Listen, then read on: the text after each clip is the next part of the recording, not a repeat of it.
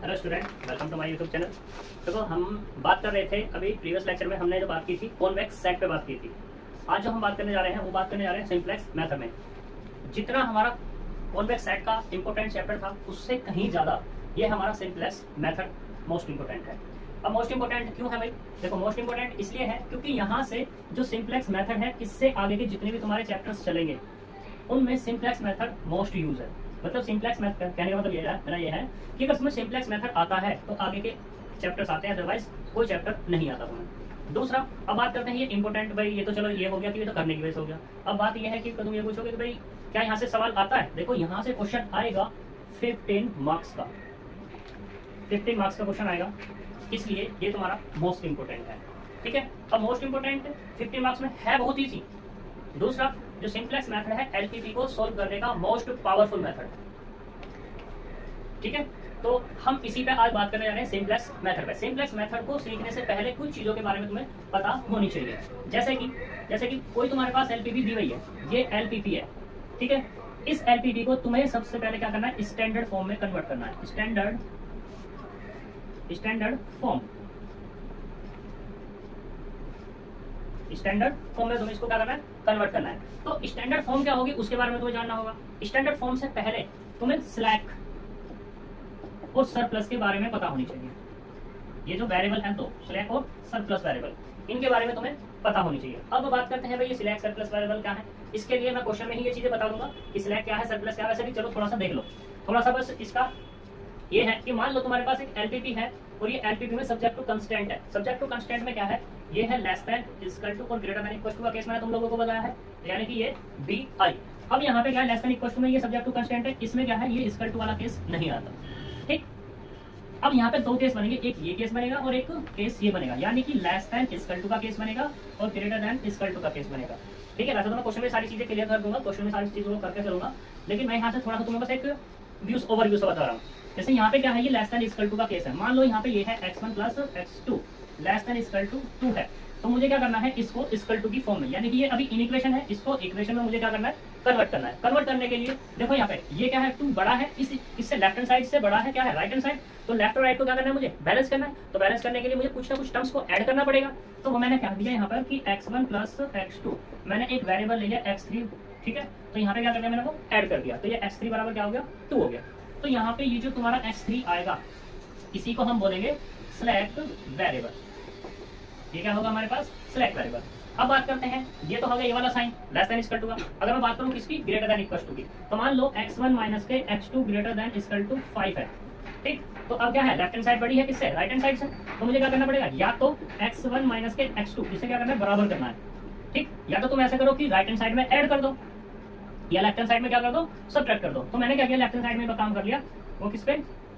x3 पे। ये जो x3 है यहाँ पर, x3 इसको बोलेंगे सरप्लस वेरिएबल। ये क्या होगा तुम्हारे पास? Surplus variable. तो ये स्लैक और सरप्लस की बात क्लियर हो गई। ठीक, तो अब हम चलते हैं सिंप्लेक्स मेथड पे। सिंप्लेक्स मेथड में इसको करने के तरीके पे देखो, पहले मैं इसका ओवरव्यू बताऊंगा इसके एल्गोरिथम के बारे में। जो सिंप्लेक्स मेथड है उसकी एल्गोरिथम मतलब करने के तरीके पे। ठीक है, तो थोड़ा थोड़ा सा उसके बारे में जान लेते हैं, उसके बाद क्वेश्चन को करेंगे। जब क्वेश्चन करेंगे तो बहुत आसानी से तुम्हें चीजें समझ में आने लगेगी। ठीक है, पूरी लैंग्वेज तो मैं लिखूंगा नहीं एल्गोरिथम की, बस चीजों को बताऊंगा थोड़ा थोड़ा सा। ठीक है, तो चलते हैं एल्गोरिथम ऑफ सिंप्लेक्स मेथड। अब इसकी एल्गोरिथम क्या है इसके बारे में बात करते हैं। ठीक है, ठीक है, तो यहाँ पे हम बात करते हैं फर्स्ट केस। फर्स्ट केस में क्या है कि अगर सपोज करो तुम्हारे पास z मिनिमम है।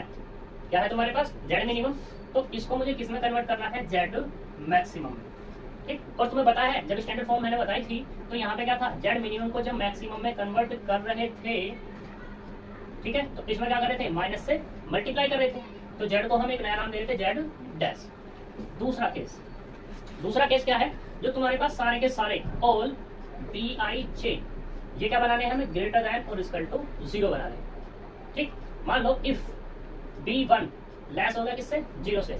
इसका मतलब क्या हो गया कि b1 जो है नेगेटिव रहा होगा। b1 क्या रहा होगा? नेगेटिव। तो मुझे क्या करना है? इसको पॉजिटिव बनाना है। पॉजिटिव बनाने के लिए क्या करेंगे? माइनस से मल्टीप्लाई कर देंगे। जब माइनस से मल्टीप्लाई करेंगे तो ये तो b1 पॉजिटिव तो हो गया, लेकिन यहाँ पे क्या था, b1 लेस था। मतलब ऐसे कह दो कि कोई भी इस तरीके से कह दो कि x1 प्लस के x2 less than equal to minus के 1 था। मुझे ये राइट हैंड साइड पॉजिटिव बनानी है, तो माइनस से क्या करेंगे, मल्टीप्लाई जैसे ही करेंगे माइनस के x1 माइनस के x2 तो क्या हो जाएगा, ग्रेटर देन इक्वल टू, यानी कि ये क्या होगा तुम्हारा पॉजिटिव, तो इसको क्या करेंगे, पॉजिटिव बनाएंगे। दूसरा स्टेप इसका ये है, यहाँ तक कोई दिक्कत? ठीक, अब हम बात करते हैं तीसरे पे। तीसरे स्टेप में क्या है कि ऐड करेंगे, क्या, adding slack and surplus variable. Surplus variable ये हमें ऐड करना है। अब ऐड कैसे होगा, मान लो तुम्हारे पास ये है इफ x1 प्लस के x2 less than equal to 5 है, तुम्हें इसे इक्वल टू में कन्वर्ट करना है। तो इक्वल टू में कन्वर्ट करने के लिए x1 प्लस x2 प्लस के कितना आएगा, x3 इक्वल टू 5। तो यहाँ पे जो x3 इसका जो नाम होगा, ये नाम होगा तुम्हारे पास स्लैक वेरिएबल। क्या होगा, स्लैक वेरिएबल। दूसरा, इफ मान लो 2x1 माइनस के 3x3 प्लस x, ये 2 कह दो और ये वाला 3 कह दो, greater than equal to minus हटाओ 15 कह दो। ठीक, हमने क्या करना है, इसको क्या करना है, इक्वल टू करना है। तो 2x1 माइनस के 3x2 प्लस के x3 और माइनस के कितना है, x4 बराबर कितना, 15। अब यहाँ पे ये जो है तुम्हारे पास x4, ये कैसा होगा, सरप्लस वेरिएबल। ये है सरप्लस वेरिएबल।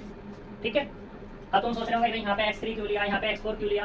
देखो हमने तुम्हें बताया था कि जितनी भी तुम्हारे पास क्या होंगे, इन इक्वेशंस होंगी, इन इक्वेशंस में जितने वेरिएबल इन्वॉल्व होंगे उनसे कोई नया लेना होगा। जैसे मान लो कोई भी तुम्हारे पास दो इक्वेशन आई, तुम्हारे पास एक इक्वेशन ये, एक इक्वेशन ये, दो इक्वेशन है, इन दो इक्वेशन में कितने 3 वेरिएबल्स इन्वॉल्व हैं। ठीक, यानी कि x3 तक है, तो हमें क्या करना होगा, इस वाली में एक को लेंगे x4 और एक को लेंगे x5। अगर दो इन्वॉल्व करने हैं, एक स्लैक और एक सरप्लस। अगर मान लो यहाँ पे क्या होता है, 4 होते तो x4 x5 x6 से स्टार्ट होता, x5 से स्टार्ट होता, x6 पे खत्म होता। क्लियर, बताओ। ये हम स्लैक और सरप्लस वो करने हैं, नॉर्मली भी तो इसे हम इक्वेशन में चेंज कर सकते हैं जैसे पहले करा था। नहीं, वो सिर्फ वो केस है हमारा किसके लिए, ग्राफिकल मेथड के लिए। जब सिंप्लेक्स यूज होगा तो हमें ये कन्वर्ट करने पड़ेंगे ही इन इक्वेशन को इक्वेशन में, और इन इक्वेशन को इक्वेशन में जब तुम कन्वर्ट करोगे तो वहां पे स्लैक और सरप्लस वेरिएबल का क्या होगा, यूज होगा। ठीक है, अब यहाँ पे स्लैक और सरप्लस वेरिएबल का जो यूज है उसका भी मैं यूज बताऊंगा कि वो किस तरीके से कैसे हो रहा है। इसके लिए हम सिंप्लेक्स से हम क्या करेंगे, मूव करेंगे आगे। एक आएगा जो बिग एम मेथड वगैरह वगैरह, वे मेथड आएंगे। चलो जब पूछी है तो बात मतलब जब बात उठी है तो दूर तक जाएगी जरूर। देखो यहाँ पे जो हमारे पास एक मैट्रिक्स बनेगी, क्या बनेगी, एक मैट्रिक्स। इस मैट्रिक्स में मुझे इस मैट्रिक्स के अंदर आइडेंटिटी मैट्रिक्स चाहिएगी। उस आइडेंटिटी मैट्रिक्स को क्रिएट करने के लिए मुझे यहाँ पे स्लैक और सरप्लस वेरिएबल का यूज करना पड़ेगा। ठीक है, अगर मान लो यहाँ पे आइडेंटिटी नहीं बन रही तो फिर कोई और वेरिएबल आएगा। ठीक है, जब वो वेरिएबल आएगा वहां पे दूसरा मेथड यूज होगा, उस मेथड का कुछ और नाम देंगे, उसी मेथड का नाम जैसे मैंने अभी नाम लिया था बिग एम मेथड। ठीक है, वो वहां पर आएगा, और उसके लिए यहाँ पे हम क्या करें, स्लैक वेरिएबल और सरप्लस वेरिएबल यूज करें तो कोई और वेरिएबल फिर से आएंगे। ठीक, तो वो चीज है बात की, यहाँ तक कोई दिक्कत। अब हमारा क्या हो गया, ये स्टैंडर्ड फॉर्म में कन्वर्ट हो जाएगा। जब स्टैंडर्ड फॉर्म में कन्वर्ट हो जाएगा तो मतलब हो ही गया। ठीक है, फोर्थ केस में ऐसे कह दो, मान लो अभी नहीं हुआ। ठीक है, हमने क्या किया यहाँ पर कि x एक वेरिएबल ऐसा ले लिया कि अनरेस्ट्रिक्टेड है, x3 इज अनरेस्ट्रिक्टेड। मान लो अगर हो तो इसे अनरेस्ट्रिक्टेड का मतलब यहाँ पे ये है कि ये तुम्हारा पॉजिटिव हो सकता है, नेगेटिव हो सकता है और 0 भी हो सकता है, तीनों में से कुछ भी हो सकता है, इसका कोई रेस्ट्रिक्शंस नहीं दी। जब ये अनरेस्ट्रिक्टेड होगा तो इसे हम रेस्ट्रिक्टेड करेंगे। रेस्ट्रिक्टेड जब हम करेंगे तो इस x3 को कुछ लेट करेंगे नया, और नया होगा यहाँ पे x3 डैश माइनस के x3 डबल डैश, जहां पर इन पे कंडीशन होगी x3 डैश और x3 double dash greater than equal to 0 पे। ठीक है, कोई भी वेरिएबल हो, मैंने तो यहाँ पे x3 का नाम दे दिया, तुम्हारा x1 हो x2 हो, जितने भी वेरिएबल हो उनको सबको इस फॉर्म में कन्वर्ट कर लिया जाए। क्लियर इतनी बात? ठीक है, अब हम बात करते हैं, अब आएगा हमारे पास फोर्थ मेथड। अब यहाँ करेंगे simplex table create, simplex table. ठीक, उस सिंप्लेक्स टेबल में क्रिएट करने के बाद हम फाइंड करेंगे यहाँ पे डेल्टा आई जे, ये हम यहाँ फाइंड करेंगे। ठीक, अब सिंप्लेक्स टेबल क्यों क्रिएट कर रहे हैं, हमें चाहिए यहाँ पे z का ऑप्टिमल सॉल्यूशन। क्या चाहिए, ऑप्टिमल सॉल्यूशन चाहिए।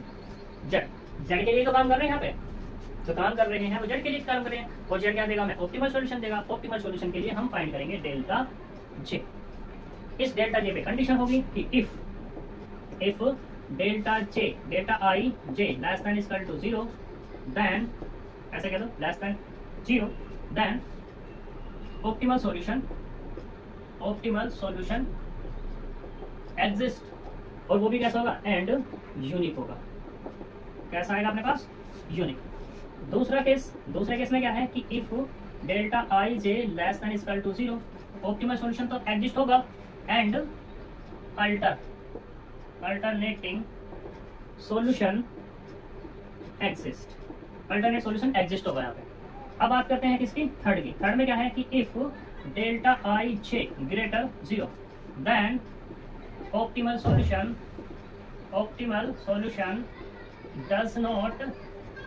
डज नॉट एग्जिस्ट, यानी कि तब एग्जिस्ट नहीं करेगा तुम्हारा ऑप्टिमल सॉल्यूशन। क्लियर इतनी बात। दूसरा केस, अब इससे क्या करेंगे, नेक्स्ट स्टेप पे मूव करेंगे। हम क्या करेंगे, अगर मान लो ये केस आया तो इससे सीधे हम 6 पे मूव करेंगे, और 6 पे जैसे ही मूव करेंगे तो मुझे क्या बनाना होगा, डेल्टा आई जे को नेगेटिव बनाना होगा। उस नेगेटिव बनाने के लिए हमारे पास दो वेक्टर आएंगे, एक आएगा इनकमिंग वेक्टर, ठीक है, और दूसरा आएगा आउटगोइंग वेक्टर। ये हमारे पास आने वाले हैं। अब इनकमिंग वेक्टर कैसे आएंगे, आउटगोइंग वेक्टर कैसे आएंगे, उसके बारे में बात करते हैं। ठीक है, तो ये तो मैं कर दूं।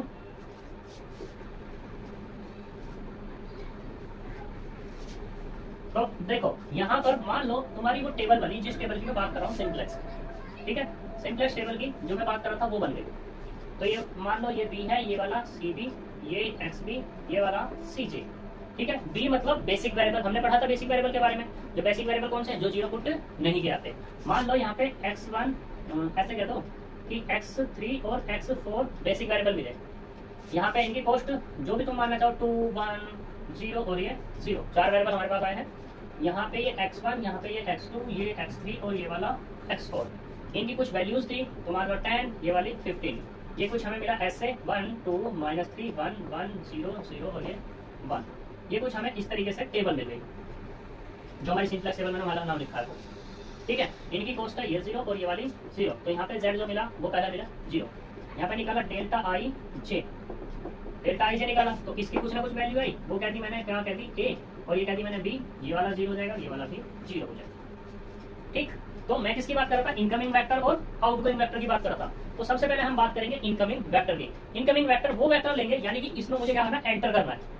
इसमें क्या करना है मुझे, एंटर। मतलब मान लो यहाँ से इफ b ग्रेटर है a से, तो इसमें क्या है, इस b को हटाओ अभी थोड़ी देर के लिए, इसे करो a, ये क्या होगा, ये डेल्टा की वैल्यू है, ये है यहाँ पे डेल्टा 1, ठीक है, डेल्टा 1 1, डेल्टा 1 2 और डेल्टा 1 3 और डेल्टा 1 4, जो भी है तुम्हारा, ठीक। ये तुम्हारे डेल्टा है। इनमें क्या है, सबसे मैक्सिमम ढूंढना होगा। सबसे मैक्सिमम मान लो मैंने कह दिया b मैक्सिमम है, यानी कि b ग्रेटर है a से और 0 तो है भैया। तो क्या करेंगे, इधर हम एंटर हो जाएंगे, सही, इधर एंटर हो जाएंगे। फिर बात करेंगे हम किसमें, आउटगोइंग वेक्टर में। आउटगोइंग वेक्टर मतलब इसके ऊपर चलेंगे। जब इसके ऊपर चलेंगे तो यहाँ पे एक टेबल आएगी मिनिमम रेशियो की। यहाँ पे ये होगा x upon y i b, जो भी है तुम्हारा x b upon i b। x b मतलब ये, ठीक है। तो हम क्या करेंगे, 10 को डिवाइड करेंगे किससे, ये तरीका, तो 10 डिवाइडेड बाई 3 और 15 डिवाइडेड बाई 1, यानी कि इसको इससे और इसको इससे क्या करेंगे, डिवाइड करेंगे। इनमें देखेंगे मिनिमम कौन है इनमें, ये वाला मिनिमम, नीचे वाला नहीं है, ठीक है। तो हम क्या करेंगे, इससे बाहर हो जाएंगे।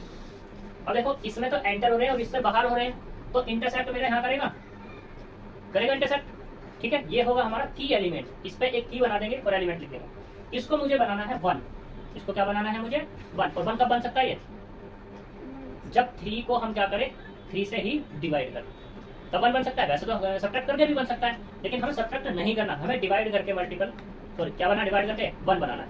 और 1 बनने आने के बाद फिर से हम नेक्स्ट स्टेप पे मूव करेंगे, और नेक्स्ट स्टेप जैसे ही हमारा मूव करेगा, नेक्स्ट स्टेप क्या होगा तुम्हारा, इसके नीचे ये है, इस एलिमेंट को बनाएंगे कितना, 0। इसको क्या बनाएंगे, 0। अब 0 कैसे बना सकते हो, इसकी हेल्प से। जैसे ही 0 हमने बनाया, फिर से पूरी की पूरी यही टेबल यहाँ पे क्रिएट हो जाएगी, हो गई। तो फिर से हमारे क्या होंगे, डेल्टास निकलेंगे, ये डेल्टा फिर निकलेंगे, ये जेड भी निकलेगा, और फिर से वही प्रोसीजर चलता जाएगा। कौन सा, कि delta i j less than equal to 0, greater than equal to 0 वगैरह वगैरह सारी चीजें। जैसे ही हमें कोई अगर ये चीज सारी मिल जाएंगी तो हम कह देंगे ऑप्टिमल सॉल्यूशन एग्जिस्ट, और ऑप्टिमल सॉल्यूशन जो भी आएगा यहाँ जेड पे वो उसका सॉल्यूशन होगा, ठीक है। ये हमारा क्या होगा, सिंप्लेक्स टेबल का ओवरव्यू हो गया। अब हम करते हैं एग्जाम्पल पे बात। तो एग्जाम्पल से तुम्हें सारी की सारी चीजें क्लियर हो जाएंगी। ठीक है, तो चलते हैं एग्जाम्पल लेते हैं।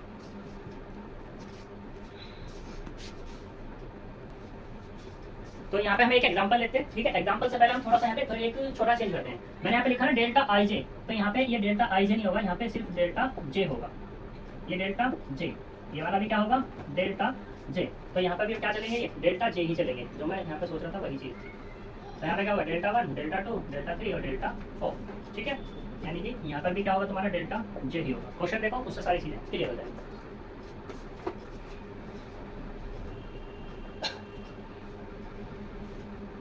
पहला क्वेश्चन समझना है बड़े ध्यान से, क्योंकि अगर तुमने पहला क्वेश्चन अच्छे से समझ लिया फिर तो क्वेश्चन में कुछ नहीं रहता, अब फिर तो तुम्हें बस कैलकुलेशन रह जाती है और उसको करते चले ही जाओगे।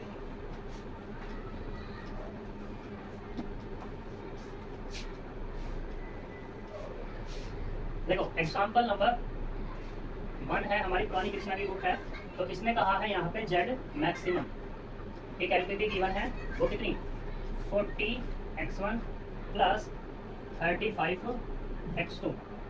सब्जेक्ट टू कंडीशन दी गई है, वो क्या है कि 2x1 plus 3x2 less than equal to 40, और दूसरा कितना है 4x1 plus 3x2 less than equal to 96, और यहाँ पे x1 और ये x2 greater than equal to 0। ये यहाँ पे तुम्हें दिया हुआ है। ठीक है, तो ये क्वेश्चन है, सबसे पहले से क्या करो, स्टैंडर्ड फॉर्म में कन्वर्ट कर लो। तो यहाँ पे देखते हैं क्या मैक्सिमाइजेशन तो है ऑलरेडी, कोई मतलब पहला स्टेप खत्म। दूसरे वाले में दोनों के दोनों राइट हैंड साइड पॉजिटिव है, तीसरा भी खत्म, दूसरा भी खत्म। तीसरा क्या है हमारे पास, स्लैक और सरप्लस का, उसको देख लेते हैं। Now convert in equation into equation में ऑफ किसकी, ऑफ सब्जेक्ट टू कंस्टेंट की। जो सब्जेक्ट टू कंस्टेंट मतलब ये इक्वेशन। तो यहाँ पे क्या है 2x1 प्लस 3x2 प्लस, देखो यहाँ पे कितना है x1 x2 है ऑलरेडी, तो क्या लाएंगे तीसरा वेरिएबल, और तीसरा वेरिएबल क्या हो जाएगा यहाँ पे x3 और लेस देन इक्वल टू 60। ठीक, sorry less than equal to नहीं आएगा, अब तो क्या आएगा इक्वल टू आएगा। अब हम बात करते हैं यहाँ पे 4x1 प्लस 3x2 और प्लस का कितना x3 तो आ गया है, अब क्या आएगा इससे नेक्स्ट x4 बराबर 96। अब तुम्हारे पास जो वेरिएबल यहाँ पे x3 एंड x4 ये क्या है तुम्हारे पास स्लैक वेरिएबल, ये क्या है स्लैक वेरिएबल है तुम्हारा। यहाँ तक कोई दिक्कत। अब देखो नाउ जो तुम्हारे पास जेड मैक्सिमम है, ये जेड मैक्सिमम स्टैंडर्ड फॉर्म में जो कन्वर्ट होगा वो ये होगा कि 40x1 plus 35x2 plus 0x3 और प्लस 0x4। अब तुम सोच रहे हो 0x3 0x4 क्यों लिया। देखो अब हमारे जो एलपीपी में वेरिएबल कितने हो चुके हैं, 4 वेरिएबल हो चुके हैं, तो जेड के साथ भी उन्हीं को लेके जाना पड़ेगा, तो इसलिए मैंने 0x3 और प्लस 0x4 कर लिए। अब यहाँ पे इसको ऐसे लिख लो, तो यहाँ पे कितना 2x1 plus 3x2 plus x3 बराबर कितना 60। ऐसे ये वाला 4x1 plus 3x2 plus 0x3 और प्लस के x4 बराबर 96 लिख सकता हूँ।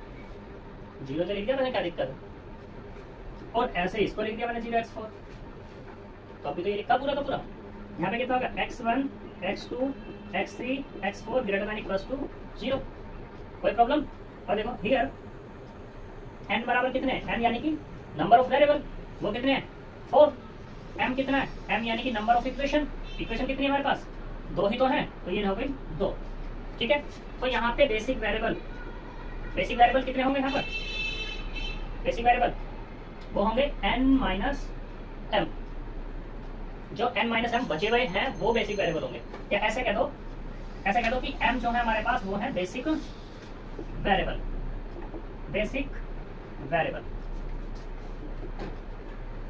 ठीक। अब हमें पुट करना है number of variables, put variables equal to 0 मतलब कितने वेरिएबल, यानी कि n माइनस m वेरिएबल मुझे 0 पुट करने हैं, और n कितना अपने पास 4, m कितना अपने पास 2, ठीक। तो कितना आएगा 2, यानी कि 2 वेरिएबल मुझे 0 पुट करने हैं।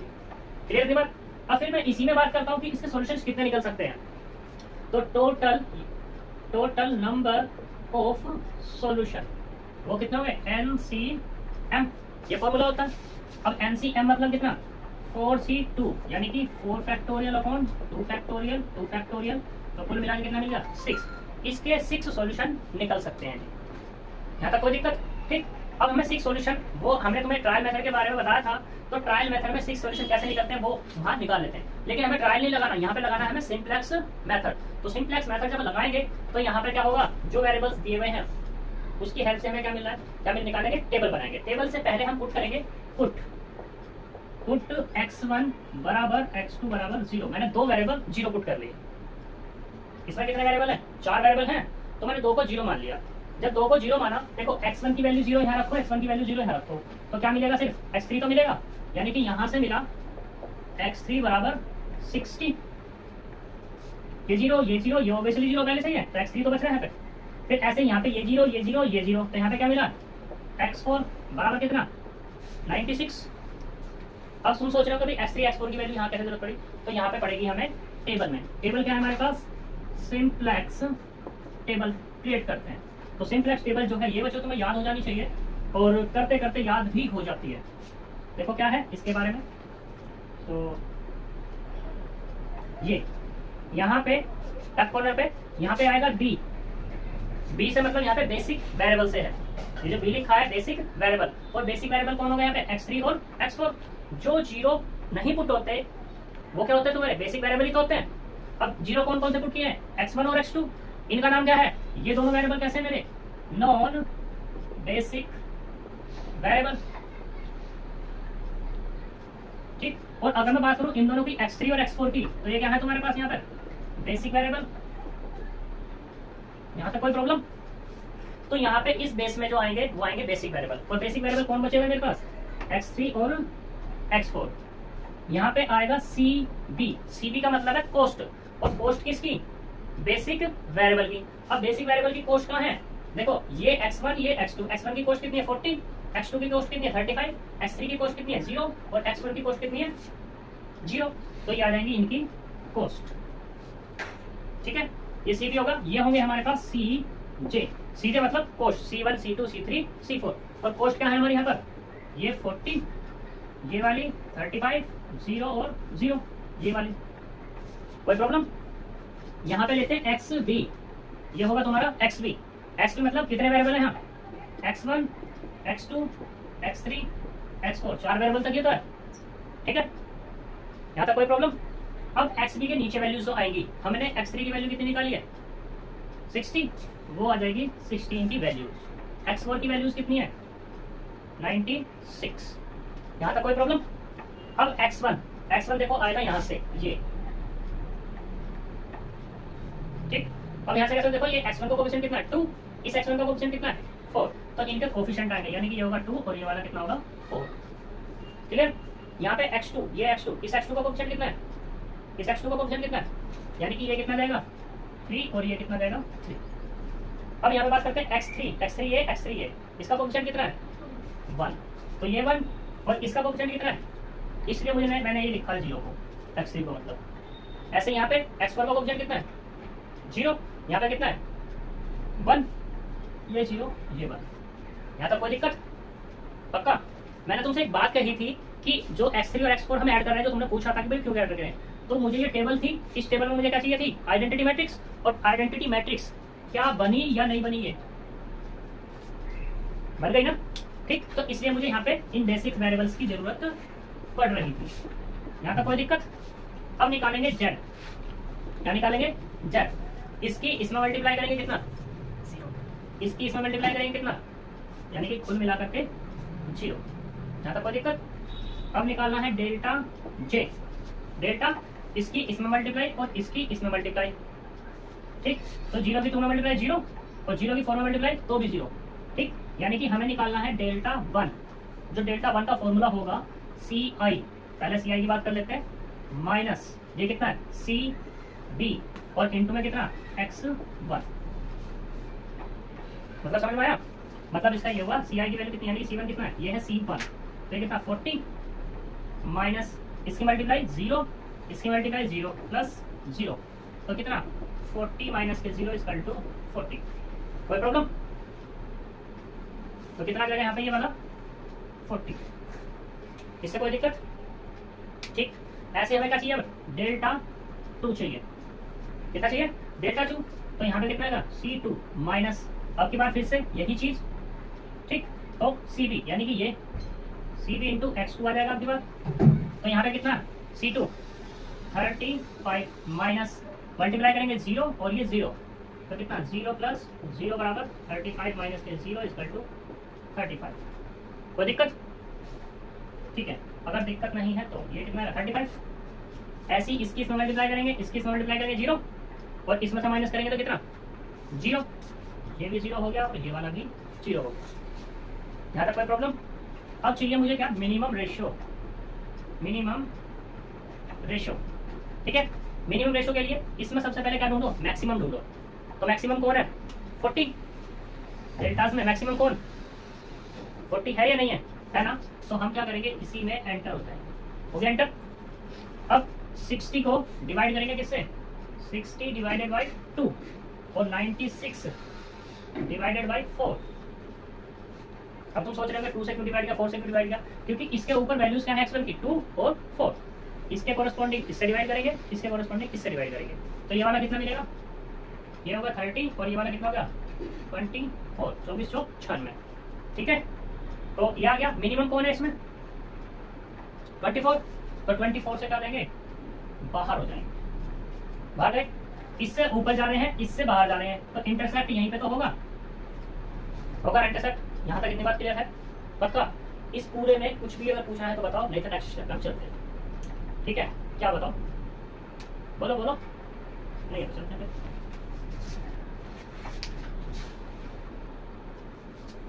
तो देखो, अब हम चलते हैं नेक्स्ट स्टेप पे। नेक्स्ट स्टेप क्या है? हमें क्या करना है? यहाँ पे जो हमारा की एलिमेंट बना है, इस की एलिमेंट को क्या बनाना है? 1 बनाना है। और 1 बनाने के लिए क्या करेंगे?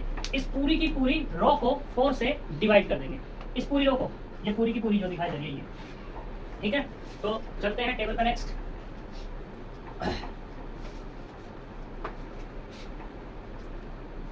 तो नेक्स्ट टेबल क्या है अपनी? वो ये है,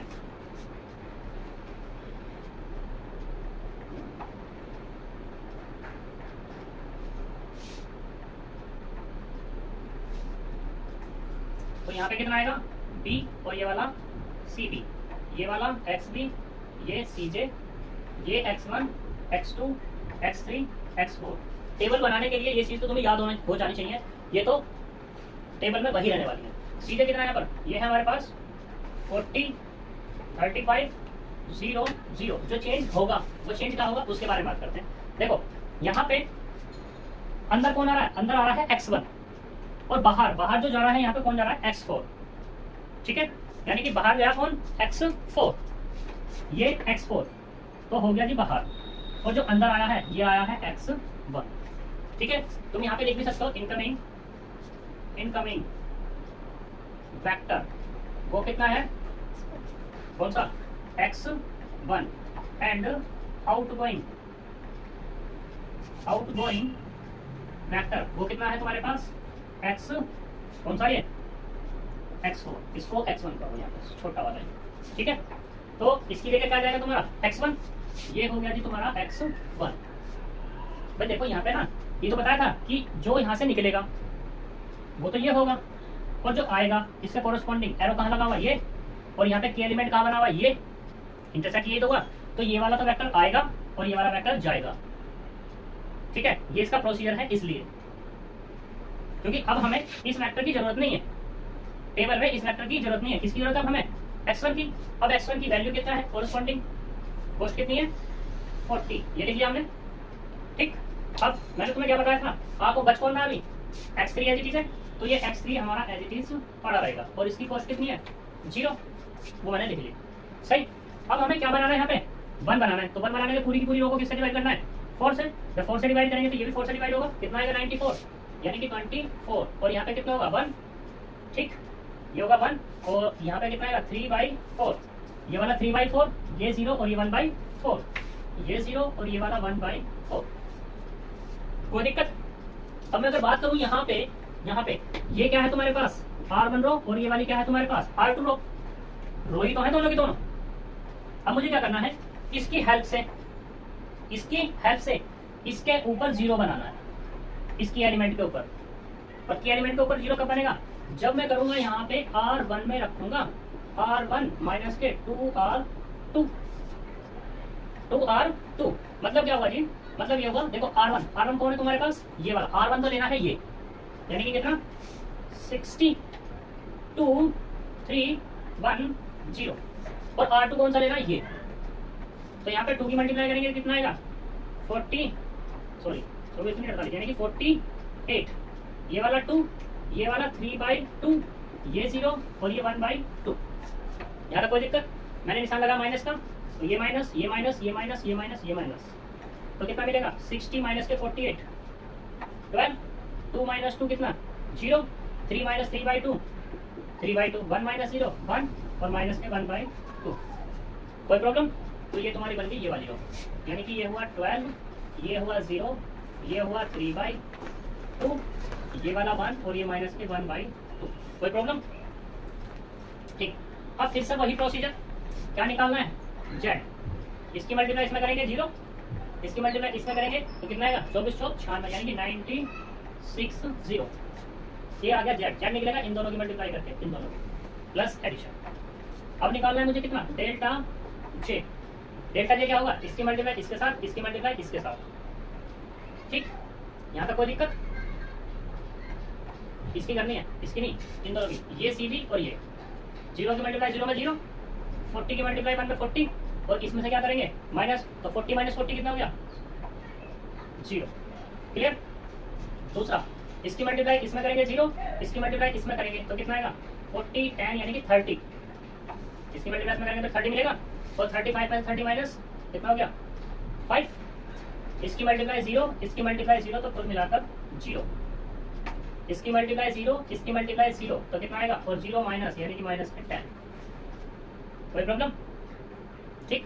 अब फिर से क्या है, अभी हमारे पास ये वाला पॉजिटिव बना हुआ है, 5 पॉजिटिव है या नहीं? सारे के सारे नेगेटिव नहीं हुए, यानी कि ऑप्टिमल सॉल्यूशन हमारा नहीं निकला। जब ऑप्टिमल सॉल्यूशन हमारा नहीं निकला तो फिर से क्या करेंगे, इसी में ही एंटर होंगे, और यहाँ चाहिएगा क्या मुझे, मिनिमम रेशियो। ठीक, मिनिमम रेशियो। मिनिमम रेशियो के लिए क्या होगा, अब क्या करेंगे 12 को डिवाइड करेंगे इससे, 12 डिवाइडेड बाई 3/2, यानी कितना होगा, ये हो जाएगा 8, और ये 24 डिवाइडेड बाई 3/4, तो कितना होगा यहाँ से 8 32 यानी कि 32। मिनिमम कौन है यहाँ पे, ये वाला, यानी कि यहाँ से बाहर हो जाएंगे। जब यहाँ से बाहर, यहाँ से अंदर, यहाँ से बाहर, तो यहाँ पे क्या आ जाएगा, की एलिमेंट ये बनेगा 3/2। कोई दिक्कत? जब ये हमारा की एलिमेंट बना है, ठीक, तो क्या करेंगे, अब बाहर कौन जा रहा है x3, अंदर कौन आ रहा है x2। कोई दिक्कत? ठीक है, दिक्कत नहीं है तो बात करते हैं, नेक्स्ट स्टेप पर मूव करते हैं।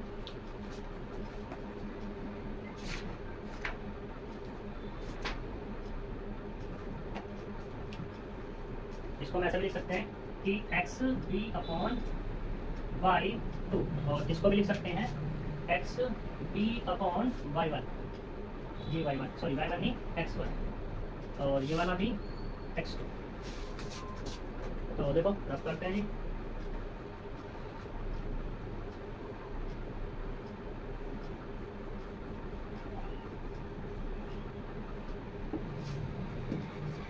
तो टेबल बनाओ। तो यहाँ पे क्या मिलने वाला है अपने को, देखो ये वाला कितना हो गया b, ये cb, ये वाला xb, x1, x2, x3, x4, यहाँ पे कितना आएगा cj। cj मतलब कितना 40 35 0 0, यहाँ पे कितना आएगा, बाहर कौन जा रहा है x3, अंदर कौन आ रहा है x2, यानी कि अब कितना हो जाएगा यहाँ पर x2, ये कितना हो गया x2, और ये वाला कितना x1, पॉजिटिव रहने वाला है। अब देखो इनकी कॉस्ट कितनी है, x2 की कॉस्ट कितनी है 35, और x1 की कॉस्ट कितनी है 40, ये 40 हो गई। यहाँ का कोई प्रॉब्लम नहीं। अब मुझे क्या बनाना है यहाँ पे 1, और 1 कैसे बन सकता है, इस के एलिमेंट पे 1 बनाना है, तो क्या करेंगे 2/3 से मल्टीप्लाई कर दो, या 3/2 से डिवाइड कर दो। भाई इसमें 1 कब बनेगा, 3/2 1 कब बनेगा 1, ये 1 तभी तो बनेगा जब 3/2 से क्या करेंगे इसको डिवाइड, तो वही कर दो। तो यहाँ पे 3/2 से जब डिवाइड करेंगे तो ये वाला कितना होगा, ये तो हो जाएगा तुम्हारा 8 क्योंकि ऑलरेडी है लिखा हुआ है। ये वाला कितना होगा तुम्हारा 0, ये वाला कितना होगा तुम्हारा 1, ये वाला कितना होगा तुम्हारा 2/3 और ये वाला कितना होगा माइनस के 1/2 डिवाइडेड बाई 3/2। 2 से 2 कैंसिल तो माइनस के 1/3 हो जाएगा। तो यहाँ से कितना मिला माइनस के 1/3। कोई प्रॉब्लम? अब मुझे क्या चाहिए यहाँ पे, यहाँ 0 बनाना है। तो 0 कब बनेगा, जब हम R2 में रखेंगे R2 माइनस कितने की मल्टीप्लाई करूँ यहाँ पे 3/4 की मल्टीप्लाई करूँ R1 में। सही है। R2 कौन है, ये वाला, यानी कि 24 1 3/4 ये 0 और 1/4 3/2 R1 3/2 R1 यानी कि इसमें मल्टीप्लाई करनी है 3 इस वाले में। तो जब इसमें मल्टीप्लाई करेंगे 3/4 की तो ये 4 दूनी 8 यानी कि 6, ये वाला 0, ये वाला 3/4, ये वाला 3/4, ये है 2/3 इंटू 3/4, इससे कैंसिल यानी कि 1/2 और यहाँ पे कितना है माइनस के 1/3 इंटू 3/4, इससे कैंसिल माइनस के 1/4। ठीक है, ये माइनस ये माइनस ये माइनस ये माइनस ये वाला प्लस कितना मिलेगा यहाँ से, ये वाला 18, ये वाला 1, ये 0, ये माइनस के 1/2 और ये वाला कितना 1/2। कोई प्रॉब्लम? तो यहाँ से कितना मिला 18 0 3/4 1/2 माइनस के है 18, ये वाला होगा 1, ये वाला 0, ये वाला माइनस के 1/2 और ये वाला 1/2। कोई प्रॉब्लम? अब फिर से क्या करो, जेड निकाल लो, इसकी इसमें मल्टीप्लाई करेंगे 35 दूनी 70 728 यानी कि 280। अब इसकी इसमें करेंगे 1872 720 तो कुल मिला के 0 2 10 0 और ये कितना हो जाएगा यहाँ से, ये जाएगा पूरा पूरा 1000। तो ये मिला अपने को 1000। यहाँ तक कोई प्रॉब्लम? अब मुझे चाहिए क्या डेल्टा जे, इसकी इसमें मल्टीप्लाई इसकी इसमें मल्टीप्लाई, तो ये तो 0 हो जाएगा और ये कितना होगा 40 40 माइनस 40 कितना 0, इसकी इसमें मल्टीप्लाई करेंगे 35, इसकी इसमें मल्टीप्लाई करेंगे 0 तो 35 माइनस 0।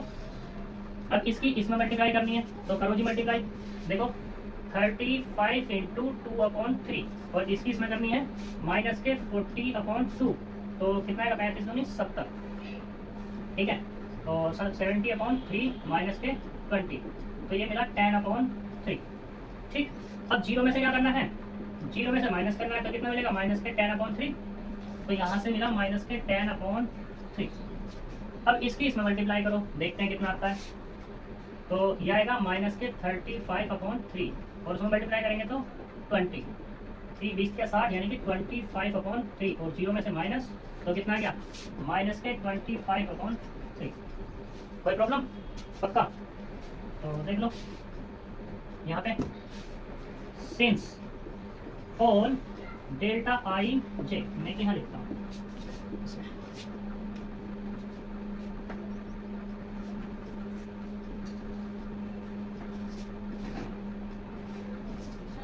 तो देखो since all delta j less than equal to 0, यहाँ तो लेस देन है, ये लेस देन है और ये वाले कितने हैं 0 है, तो इसका मतलब क्या होगा then optimal solution exist. Optimal solution exist हो गया और वो क्या है तुम्हारा ये z बराबर कितना 1000 और किस पर x, यहाँ बेस में कौन बचा हुआ है x2 और x1 यानी कि x2 बराबर कितना है 8 ये वाली वैल्यू और x1 कितना है 80। ठीक है, तो यहाँ पे जो आया तुम्हारा निकल के z मैक्सिमम बराबर 1000 एट x1 बराबर 18 एंड x2 बराबर 8। ये तुम्हारा ऑप्टिमल सॉल्यूशन है। इसी तरीके से तुम्हारा सारे क्वेश्चंस होंगे। ठीक है जी, तो मिलते हैं। अब देखो यहाँ पे ये क्या था, इसके पास 2 वेरिएबल थे, ऐसे तुम किसके लिए कर सकते हो 3 वेरिएबल के लिए सॉल्व कर सकते हो। ठीक है, तो इस पर प्रैक्टिस करना, जब तुम्हारी प्रैक्टिस हो जाएगी तो फिर नेक्स्ट एग्जांपल्स करके देखना। एग्जांपल्स जब तुम कर लोगे तो क्या होगा बड़े आसानी से सॉल्व। पहले इसी पे प्रैक्टिस करनी है। ठीक, इस पे जब ये सारी चीज अगर तुम्हें टेबल याद हो गई तो तुम्हारे पास नहीं है कुछ भी करने के लिए, टेबल में ही है जो भी कुछ है, और ये टेबल तुम्हें ऐसे याद नहीं होगी कि रटने लगे। ठीक है, रटने से याद नहीं होगी ये टेबल। ये टेबल होगी तुम्हें सवाल को करने से। जब तुम सवाल करोगे तभी तुम्हें टेबल याद होगी। तो जब टेबल याद हो जाएगी तो करने का प्रोसीजर भी तुम्हें हो जाएगा, अपने आप पता लगेगा किस तरीके से सवाल को करना है। ठीक है, तो मिलते हैं अपने नेक्स्ट लेक्चर में। Thank you very much.